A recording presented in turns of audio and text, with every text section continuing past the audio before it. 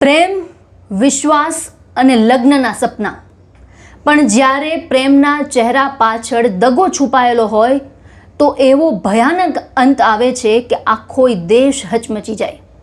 જી હા, હું વાત કરી રહી છું પુણેના કેતન હત્યાકાંડની, જેમાં રોજ નવા ખુલાસાઓ થઈ રહ્યા છે. જે યુવતી સાથે કેતન જીવનભરનો સાથ નિભાવવાના સપના જોઈ રહ્યો હતો એ જ તેની જિંદગીનો અંત લખી રહી હતી. માત્ર 20 વર્ષની સિયા ગોયલ અને તેનો બોયફ્રેન્ડ ચેતન ચૌધરી છેલ્લા 6 મહિનાથી એક એવા કાવતરાને અંજામ આપી રહ્યા હતા જેની કલ્પના પણ કોઈએ ના કરી હોય. પોલીસ તપાસમાં ખુલાસો થયો છે કે જાન્યુઆરીથી જૂન સુધી સિયા અને તેનો પ્રેમી ચેતન તેમના વચ્ચે કુલ 2004 ફોન કોલ્સ થયા હતા. આ કોલ્સમાં કુલ 238 કલાક વાતચીત થઈ હતી અને પોલીસનું માનવું છે કે આ લાંબી ચર્ચાઓમાં કેતનની હત્યાનો આખો માસ્ટર પ્લાન તૈયાર થયો હતો. કહેવામાં આવે છે કે કાતિલ ગમે તેટલો ચાલાક કેમ ના હોય પણ કોઈને કોઈ પુરાવો છોડી જ જાય છે. અહીં પણ એવું જ બન્યું. 19 જૂને સિયાએ પહેલીવાર કેતનને મોતના મુખમાં ધકેલવાનો પ્રયાસ કર્યો. લોહાગઢ કિલ્લાના ઊંચા પહાડ પર પહોંચ્યા બાદ તેણે અચાનક કેતનને ખીણ તરફ ધક્કો મારી દીધો, પરંતુ નસીબે તે દિવસે કેતનનો સાથ આપ્યો. જાડીના સહારો મળતા તેનો જીવ બચી ગયો અને ત્યારબાદ સિયાએ એવું નાટક કર્યું કે જાણે કંઈ થયું જ ના હોય. સાપ આવ્યો કહીને સિયાએ કેતનને ગળે વળગી ગઈ અને ધક્કાને એક અકસ્માત તરીકે રજૂ કરી દીધો. ત્યારે પ્રેમમાં અંધ મંગેતર કેતનને પોતાની ભાવિ પત્નીના આ ખતરનાક ઈરાદાની જરા પણ ખબર ન પડી અને બીજા દિવસે જે થયું, 20 જૂન, સિયાનો જન્મદિવસની ઉજવણીના બહાને ફરી એકવાર લોહાગઢને જ પસંદ કરવામાં આવ્યું. આ વખતે ચેતન પહેલેથી જ ત્યાં હાજર હતો. કેતન ખુશી પોતાની મંગેતર સાથે ઉજવણી કરવા ત્યાં પહોંચ્યો, પરંતુ તેને ખબર નહોતી કે આ તેની જિંદગીનો છેલ્લો દિવસ સાબિત થવાનો છે. પોલીસના જણાવ્યા અનુસાર ફરી એકવાર સિયાએ કેતનને ધક્કો માર્યો અને આ વખતે તે લગભગ 400 ફૂટ ઊંડી ખીણમાં જઈ પડ્યો. આ વખતે નસીબે પણ કેતનનો સાથ છોડ્યો.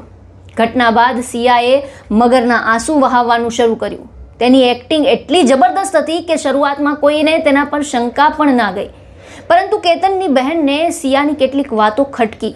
શંકાનો એક નાનો તણખો પોલીસ સુધી પહોંચ્યો અને ત્યારથી આખી તપાસનો રસ્તો બદલાઈ ગયો. પોલીસે કોલ ડિટેલ્સ તપાસી, સીસીટીવી ફૂટેજ જોયા અને ત્યારબાદ એક પછી એક કડીઓ જોડાતી ગઈ અને સામે આવ્યું કે ચેતને હત્યાના દિવસે પોતાનો મોબાઈલ ફોન દુકાને મૂકી દીધો હતો અને બીજા વ્યક્તિનો ફોન લઈને ત્યાંથી ગયો હતો, જેથી તેની લોકેશન ટ્રેસ ના થઈ શકે. પરંતુ આરોપીઓની ચાલાકી સામે પોલીસની તપાસ ભારે પડી. ભીષણ ગરમીમાં ચહેરો છુપાવવા માટે પહેરેલી હુડી સીસીટીવી કેમેરામાં કેદ થઈ ગઈ. પોલીસે પુરાવા સામે રાખીને પૂછપરછ શરૂ કરી અને આખરે સિયા અને ચેતન બંને ભાંગી પડ્યા. હવે પોલીસે ક્રાઇમ સીનનું રિકન્સ્ટ્રક્શન કરવાની તૈયારી કરી છે અને ચાર્જશીટ માટે પુરાવા પણ એકત્ર કરી રહી છે. એક પ્રેમ કથા જેનો અંત લગ્નમાં નહીં પરંતુ એક ભયાનક હત્યાકાંડમાં થયો. અહીં સવાલ એ કે શું કેતનનો ગુનો માત્ર એટલો જ હતો કે તેણે ખોટી વ્યક્તિ પર વિશ્વાસ કર્યો હતો? પ્રેમ, વિશ્વાસ અને સંબંધોના નામે રચાયેલું આ કાવતરું હવે દેશભરમાં ચર્ચાનો વિષય છે. જે યુવતી સાથે કેતન જીવનના નવા અધ્યાયની શરૂઆત કરવા માંગતો હતો એ જ યુવતીએ તેના જીવનનો અંત લખી નાખ્યો હોવાના ગંભીર આરોપો સામે આવ્યા છે. પોલીસે પુરાવાના આધારે કેસની ગૂંચવણભરી કડીઓ પણ ઉકેલી છે, પરંતુ હજુ પણ તપાસ ચાલુ છે અને અનેક સવાલોના જવાબ મળવાના બાકી છે. આ સમગ્ર ઘટનાએ એકવાર ફરી સાબિત કર્યું કે ગુનેગાર ગમે તેટલો શાતિર કેમ ના હોય, કાયદાના હાથ લાંબા હોય છે અને સત્ય એક દિવસ જરૂર સામે આવે છે.